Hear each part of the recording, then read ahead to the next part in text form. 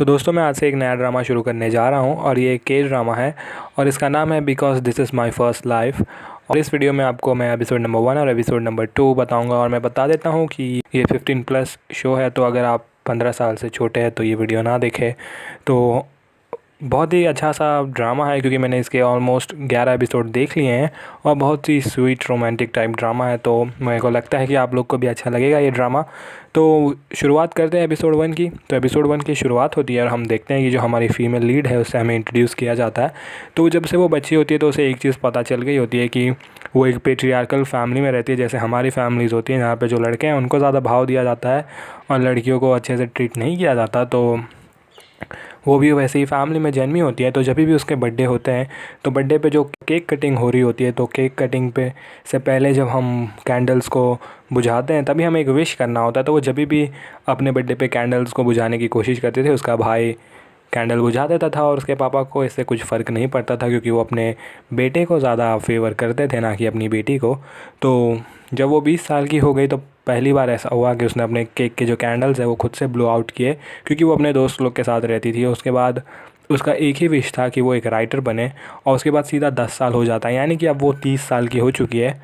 तो 30 साल की हो गई है और वो पिछले 5 साल से एज अ असिस्टेंट राइटर काम कर रही है, यानी कि जो ड्रामास होते हैं ना उनमें जो राइटर होता है उसका भी असिस्टेंट राइटर का काम करती है वो। यानी कि जो राइटर है वो उन्हें आइडिया देता है और जो असिस्टेंट राइटर है उन्हें लिखना होता है पेपर पे। तो वो काम कर रही होती है एक कंपनी में और वो पिछले 3 महीने से एक ड्रामा पे काम कर रही होती है जिसका आज लास्ट एपिसोड होता है।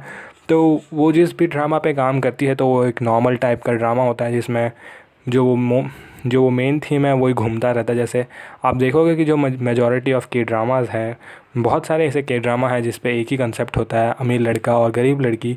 तो उसी कंसेप्ट पे वो बार बार ड्रामा लिख रही होती है, तो वो पक रही होती है उसमें भी। तो पिछले 3 महीने से वो इस ड्रामा को लिख रही होती है। तो आज वो ड्रामा ख़त्म हो जाता है तो वो अपनी जो राइटर है जिसके वो असिस्टेंट है उससे बात करने जाती है और उससे कहने जाती है कि ड्रामा लिख के हो चुका है और मैं यहाँ से जा रही हूँ। तो जो मेन राइटर है उसे इसका नाम याद ही नहीं होता, इसका नाम होता है जी हो, पर उसे इसका नाम याद ही नहीं होता, उसे इसके बारे में कुछ नहीं पता होता। तो जैसे अपने मैडम से बात करके घर पे जा रही होती है तो जो उसके दोस्त हैं उनका कॉल आता है उसे और वो उनको कहती है कि तुम बहुत दिनों बाद आ रही हो यहाँ पे, तो घर पे जाके काम करने मत लग जाना। और जो उसका छोटा भाई है वो भी उसी घर पे रहता है, तो कहता है कि तुम्हारा भाई जो तुम्हें करने का है वो सब मत करना, उसे बेकार में पैसे मत देना। और उसके बाद वो जैसे घर पर पहुँचती है तो जो गाना है वो बहुत ज़्यादा तेज़ी से चल रहा होता है उसके घर में। और फिर बाद में जो उसके भाई का रूम है वो लॉक होता है। तो जैसे वो घर में जाती है तो जो कपड़े हैं वो सूखने लगे होते हैं, तो वो कपड़े को निकाल के रख रही होती है कोने में। तो जैसे ही वो कपड़े उतार रही होती है तो वो नोटिस करती है कि उसमें जो फीमेल कपड़े हैं वो भी है, मतलब जो लॉन्ड्री होती है वो भी थी। तो वो सोचती है कि ये किसका है, तो अपने भाई से पूछने जाती है कि ये जो कपड़े हैं वो किसके। तो जैसे ही वो दरवाज़ा खोलती है तो उसे अंदर कुछ ऐसा कुछ दिखता है। तो वो देखने के बाद वो इतना ज़्यादा शॉक हो जाती है कि वो भाग जाती है वहाँ से और सीधा रोड पे भागने लगती है। तो जो उसका भाई है फटाक से कपड़े पहनता है और भागता है उसके वो ढूंढने के लिए। और उसके बाद जैसे वो वहाँ पे मिलते हैं तो वो कहती है कि जा तुम कंटिन्यू करो जो तुम कर रहे थे, मैं तुम्हें डिस्टर्ब नहीं करूँगी, बस उसे कह देना कि जो रात है वो रात होने से पहले वहाँ से चली जाए। तो वो कहता है कि वो यहाँ से क्यों जाएगी। ये बाद में उसे बताता है कि वो उसकी वाइफ है, यानी कि उसने उससे शादी कर लिया है। मतलब वेडिंग सेरेमनी तो नहीं हुई है पर उन लोग ने रजिस्ट्रेशन करवा लिया है। जैसे मैंने आपको बताया था कि पिछले ड्रामा में कि आपको वेडिंग सेरेमनी करना है तो करो, पर पहले आपको वेडिंग का जो रजिस्ट्रेशन है वो कराना पड़ता है। तो उन लोग ने वेडिंग रजिस्ट्रेशन तो करा लिया है पर वेडिंग सेरेमनी नहीं हुई है। तो वो उसकी वाइफ है, तो वो पूछती है कि ये कब हुआ। तो वो कहता है 4 महीने पहले तुम इतना ज़्यादा बिजी थी कि तुम्हें पता भी नहीं चला कि मेरा जो मैरिज रजिस्ट्रेशन है वो भी कम्प्लीट हो चुका है। फिर ये सब होने के बाद जो जिहो है वो मिलने जाती है अपने दोस्तों से। तो वो अपने दोस्तों को बैठ के ये सब बता रही होती है कि तभी हमें उस कैफ़े में जो हमारा मेन कैरेक्टर है उससे भी इंट्रोड्यूस करा दिया जाता है। उसका नाम होता है ऐसे ही। और ये बहुत ही ज़्यादा जो बुक से काम करने वाले लोग होते हैं ना, जो अपने असूलों पे चलते हैं वैसा आदमी होता है। वो झगड़ रहा होता है एक आदमी से जो उसके घर पे रहता है, एज अ भाड़ोत्री रहता है, यानी कि भाड़े पे रहता है। तो वो उसे उसकी गलतियाँ गिना रहा होता है और कहता है कि इस महीने के बाद से हम कंटिन्यू नहीं कर पाएंगे, यानी कि मुझे किसी और को ढूंढना पड़ेगा जो मेरे घर पे भाड़े पे रहेगा। तो मैं तुम्हें नहीं रख सकता कि तुमने बहुत सारे प्रॉब्लम क्रिएट किए हैं। तुम पी के जब आते हो तो घर पे लात मारते हो, और तुमने तो पिछले बार फ्रिज के अंदर सुसु कर दिया था। तो तुम देख लेना, अगर ऐसा फिर से हुआ तो मुझे पुलिस को बुलाना पड़ेगा। उसके बाद जैसे ही जीहो घर पे जाती है तो उसके पता चलता है कि जो उसके छोटे भाई की बीवी है उसके पेट में बच्चा है, और वो बच्चे का जो सोनोग्राफी हम लोग करते हैं तो उन्हें पता चल जाता है कि वो लड़का है। तो इंडिया के बाहर अलाउड है ये सब करना, पर इंडिया में अलाउड नहीं है। और आपको पता होगा यहाँ पे अलाउड क्यों नहीं है, जो जेंडर है वो पता करना। तो जैसे जेंडर पता करते तो उन्हें पता चलता है कि लड़का है। तो जो उसके पापा है उसे फेवर करते हैं और कहते हैं कि जो जीहो है वो इस घर में नहीं रह सकती, क्योंकि ये नए नवेले मियाँ बीवी है, तो इनके साथ जो जियो है वो नहीं रह सकती। तो जियो को अपने लिए एक अपार्टमेंट ढूंढना होता है। तो वो बहुत सारे जगहों पे चेक करती है, पर उसे अपार्टमेंट कहीं नहीं मिलता है। कि तभी जो जो जियो की एक दोस्त है होरांग करके, वो उसे बताती है कि उसे एक घर मिल गया है जो रेंट पे देने के लिए तैयार है, बस उसके कुछ कंडीशंस है। तो वो कहती है कि क्या वो डिपॉजिट नहीं चाहिए उसे। तो वो जो घर भाड़े पे देना होता है उसको एक्चुअली में डिपॉजिट नहीं चाहिए होता है, बस उसके कुछ कंडीशंस होते हैं। तो जो जियो है वो कहती है कि ठीक है, मैं रेडी हूँ कंडीशंस मानने के लिए। तो जो जियो है उसे लगता है कि जो घर वो जिस पे वो भाड़े पे रहने जा रही है वो एक औरत को बिलोंग करता है, यानी कि एक लेडी को बिलोंग करता है। क्योंकि जो जिसका घर होता है उसका नाम होता है सी ही। तो सी ही एक्चुअली में नाम होता है लड़की लोगों का ज़्यादातर। तो जो सी ही है वो उसे डायरेक्ट चैट के ऊपर उसे बता देता है जो उसके घर का पासकोड है वो। तो वो घर जाती है, उसे घर बहुत ज़्यादा पसंद आता है, वहाँ पे वो रहना भी शुरू कर देती है। पर उन दोनों को पता नहीं होता कि जो और जो सी ही है उसे क्या लगता है कि जो घर है वो उसमें एक लड़का रह रहा है, यानी कि एक आदमी रह रहा है। तो वो दोनों बहुत ज़्यादा खुश होते हैं, और जो जीहो है वो उस घर में जाके रहने लगती है। और जो कंडीशंस होती हैं वो होती है कि जो उनके यहाँ पे कचरा होता है वो फेंकने के लिए उन्हें पहले उस कचरे को सेपरेट करना पड़ता है, यानी कि रिसाइकल होगा वो कचरा अलग, फिर जो नॉर्मल कचरा है वो अलग। तो उसका जो कंडीशंस है वो होता है जो रिसाइकलिंग का कचरा है वो जो जो रेंट पे रहता है वो साफ़ करेगा, और जो उसकी बिल्ली है उसके बिल्ली को खाना खिलाना होता है टाइम पे। बस इतनी कंडीशंस होते हैं। और जो भाड़ा होता है वो होता है $300 का। तो ये दोनों काफ़ी दिनों से, मतलब कुछ एक वीक तक इन लोग साथ में रहते। इन दोनों को पता चलता ही नहीं है, इन लोग ने एक दूसरे को देखा ही नहीं होता ये पूरे एक वीक तक। तो उसके बाद हम देखते हैं कि जो जियो है वो मिलने जाती है अपने उसके जो कोवर्कर्स हैं उनके साथ जाती है खाने के लिए। क्योंकि कोरिया में ऐसा कल्चर होता है कि जैसे ही वर्क हो गया तो जाते हैं बाहर ड्रिंक करने के लिए। वहाँ पे ड्रिंकिंग एकदम नॉर्मल है, जो रोज़ पीना है वो ड्रिंकिंग एकदम नॉर्मल है। तो वो जाती है अपने दोस्तों से मिलने के लिए। तो वहाँ पे हमें मिलता है एक लड़का जिस पे जो जियो है उसे क्रश होता है, यानी कि पिछले 5 साल से उस पर क्रश होता है, क्योंकि उन लोग साथ में काम करते हैं, पर उसने अभी तक उसे कुछ बताया नहीं होता। और वहीं पे जो सीही है वो भी आया होता है अपने जो ऑफिस मेट्स हैं उनके साथ। तो वो बहुत ज़्यादा बोर हो गया होता है, तो वो बाहर जाता है और बाहर बैठ के वो मैच देख रहा होता है। तो जब भी वो मैच देख रहा होता है तो तभी वहाँ पे जो जियो है वो पीछे से आ जाती है, और तभी वहाँ पे गोल होता है।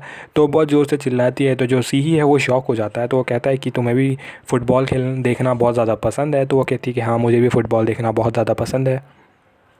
तो जो सीई उससे पूछता है कि तुम यहाँ पे कर क्या रही हो अकेले। तो वो कहती है कि मैं अपने बॉयफ्रेंड का वेट कर रही हूँ, यानी कि वो फ़िलहाल तो मेरा बॉयफ्रेंड है नहीं, पर मैं उसे बताने वाली हूँ कि मैं उसके लिए क्या फ़ील करती हूँ।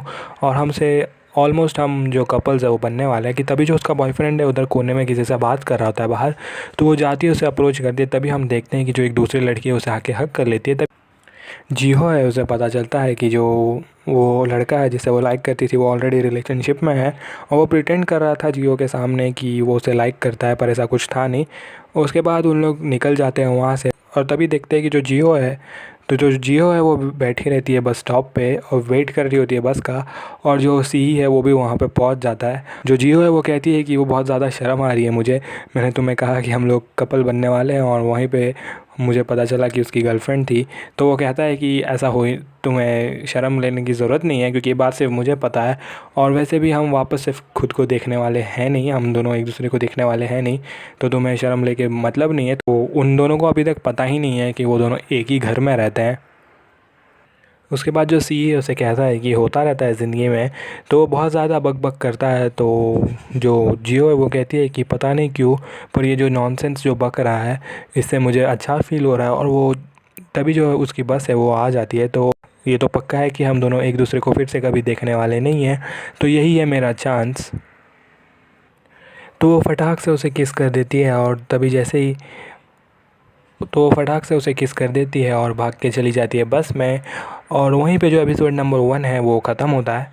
तो दोस्तों देखते हैं एपिसोड नंबर 2 में क्या हुआ। और अगर आपने अभी तक मुझे सब्सक्राइब ना किया हो तो सब्सक्राइब कर दें। तो एपिसोड 2 की शुरुआत होती है और हम देखते हैं कि जो सी है वो खड़ा रहता है बस स्टॉप पे और उसे समझ में नहीं आ रहा होता है कि हुआ क्या, क्योंकि जो जियो है उसे फटाक से किस करके चली गई बस में, तो उसका दिमाग चल नहीं रहा होता। उसके बाद हम देखते हैं कि जो बस की सर्विस है वो वहीं पे ख़त्म हो जाती है, यानी कि वो लास्ट बस थी जो वो भूल गया लेना।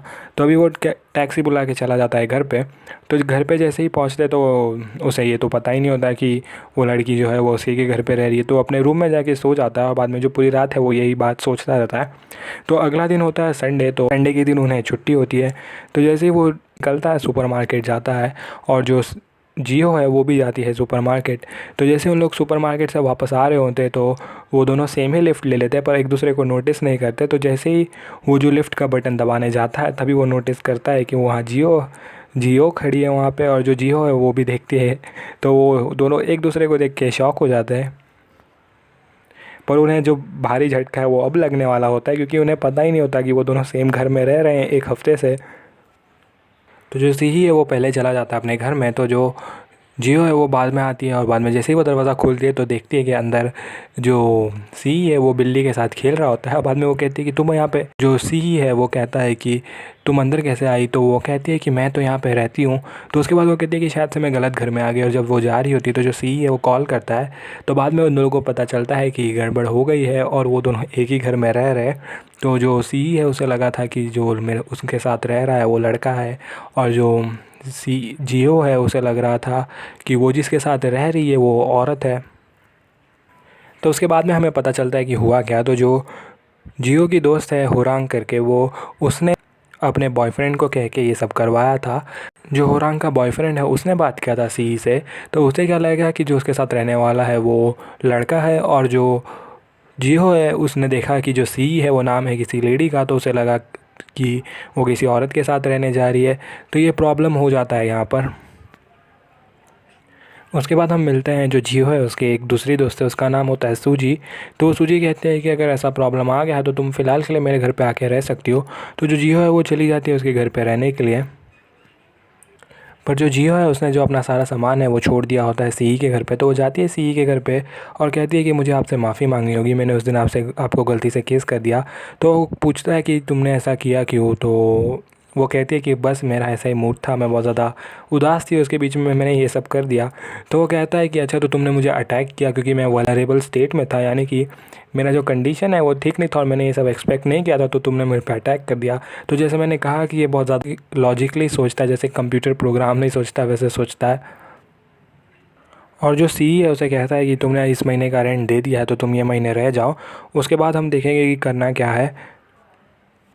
तभी हम देखते हैं कि वो वहाँ पे रह रही होती है तो वो अपना स्क्रिप्ट राइटिंग कर रही होती है, यानी वो जो स्क्रिप्ट है वो लिखना शुरू कर देती है। तो उसकी एक हैबिट है, यानी कि जब भी उसके स्ट्रेस होता है, यानी कि जब भी उसे गुस्सा आ रहा होता है तो जो वो साफ़ सफाई है वो करने लगती है। तो जब भी उसे गुस्सा आता है तो वो जो पूरे घर की साफ़ सफाई करना शुरू कर देती है। उतने में हम देखते हैं कि जो सी है उसे लोन का नोटिफिकेशन आता है, यानी कि जो सी है उसने लोन लिया होता है ये घर लेने के लिए, तो उसे पैसों की ज़रूरत होती है। तो वो कैलकुलेट करता है ग्लास पे सारी चीज़ें और उसमें उसे पता चलता है कि उसे पैसों की सख्त ज़रूरत है। तो वो सोचता है कि जो उसकी कंडीशन है उसे सेटिस्फाई करने वाली एक ही लड़की है और उसे रेंट भी मिलता रहेगा। तो वो सोचता है कि बेटर होगा कि मैं इसे रहने दूँ घर पे, यानी कि इससे पूछ लेता हूँ अगर ये चाहती है रहने के लिए तो मैं इसे मना नहीं करूँगा, यानी कि यहाँ पे रह पाएगी क्योंकि उसे रेंट तो मिलता रहेगा। और जो भी काम, जो भी कंडीशन उसने बोला है, जैसे बिल्ली का ख्याल रखना हो, साफ़ सफाई हो गई और जो कचरा बाहर ले जाना है वो तो वो कर ही सकती है। वो कहता है कि मुझे बस अब एक चीज़ कंफर्म करनी है। तो उसके बाद वो जाता है मिलने को जियो से और जियो को पूछता है कि जिस दिन तुमने मुझे किस किया था उसके बाद मैं सिर्फ इतना जानना चाहता हूँ कि तुम मुझे लाइक तो नहीं करती हो। तो वो कहती है कि नहीं। तो वो कहता है कि ठीक है, यही तो मैं चाहता था। तो वो कहता है कि उसे इमोशंस में पढ़ना बिल्कुल भी पसंद नहीं है, यानी कि उसके पास कोई और इमोशंस नहीं है।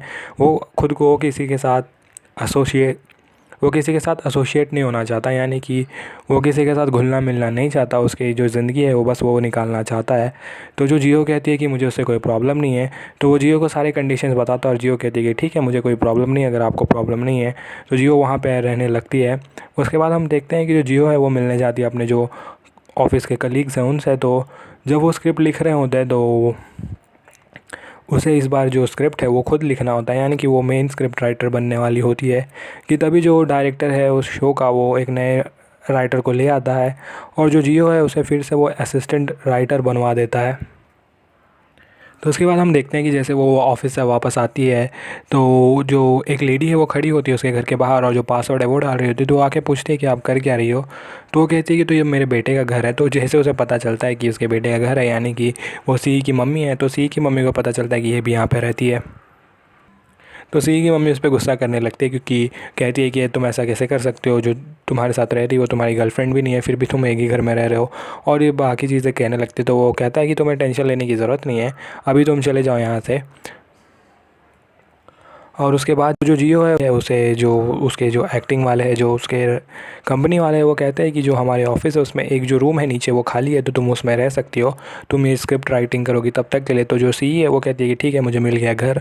तो वो जो सी का घर है वो छोड़ देती है, यानी कि आ जाती है जो ऑफिस का दिया हुआ घर है उसमें रहने के लिए। उसके बाद हमें पता चलता है जो सी है वो काम करता है अपने दोस्त की कंपनी में, वो एक नया स्टार्टअप है। तो उस कंपनी में उन लोग काम कर रहे होते हैं, तो एक मीटिंग में उन्हें जाना होता है। तो जब वो मीटिंग में गए होते हैं तो जो सी का दोस्त है, जो कंपनी का सीईओ है, वो जा रहा होता है, वो टकरा जाता है जो जियो है उसकी दोस्त सूजी से। तो जैसे वो टकराता है तो जो सूजी का पर्स है नीचे गिर जाता है। तो पर्स में बहुत सारे सामान होते हैं, तो सारे सामान एक एक करके उठाता है और जो सीईओ है उसके हाथ में एक पैकेट पड़ता है। तो वो पैकेट उठाता है और वो पैकेट को देखते रहता है, तो वो होता है कॉन्डम का पैकेट। तो जो सूजी है वो कहती है कि वो मेरा है। तो वो कुछ बोल ही नहीं पाता, वो अटक जाता है, कहता है कि आपका आपका। तो उसके हाथ से खींचती है और चली जाती है। तो जो उसका सीईओ है वो उससे पहले भी जानता है, यानी कि वो पहले भी मिल चुका है, पर हमें ये नहीं बताया गया कि उन लोग कहाँ मिले थे।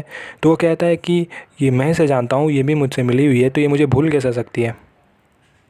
उसके बाद हम देखते हैं कि जो जियो है वो अपना काम करके जब सोती है, तो जब इसे अंधेरा होता है तो जो जिस लड़के पे उसे क्रश था वो भी वहीं पे काम करता है। तो वो उसके रूम में आ जाता है और कहता है कि मुझे यहाँ पे आने की परमिशन थोड़ी चाहिए। उसके बाद वो जियो है उससे वो ज़बरदस्ती करने की कोशिश करता है। तो जो जियो है कुछ भी करके उससे लड़ती है कि उसने पी रखी होती है बहुत ज़्यादा, और वहाँ से निकल जाती है। तो जैसे वो यहाँ से निकलती है तो उसके पास जाने के लिए कोई जगह नहीं होती, तो वो घूम रही होती है बाहर अकेले में, और अकेले चलते चलते वो उसे ध्यान नहीं होता कि वो कहाँ जा रही है। वो पहुँच जाती है जो सी का घर है उसके सामने में।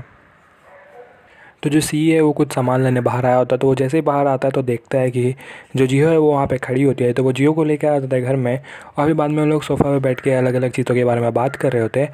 उसके बाद जो सी है वो उससे अचानक से पूछता है कि मुझे तुमसे कुछ पूछना है। तो जो जियो है वो कहती है कि ठीक है पूछो। तो सी कहता है कि क्या तुम मुझसे शादी करोगी। तो directly out of the blue, यानी कि वो सीधा पूछ देता है कि क्या तुम मुझसे शादी करोगी। और जो जियो है वो कहती है हाँ मैं ज़रूर करूँगी। और वहीं पे जो ये एपिसोड है वो भी ख़त्म हो जाता है। तो मुझे लगता नहीं है कि जियो को समझ में आया कि उसने क्या बोला, और वो उसका दिमाग भी अभी फ़िलहाल चल नहीं रहा है। तो दोस्तों ये था पहला पार्ट, यानी कि पहले 2 एपिसोड इस ड्रामा के। तो दोस्तों अगर आपने अभी तक मुझे सब्सक्राइब ना किया हो तो सब्सक्राइब कर दें, और अगले वीडियो तक के लिए बाय।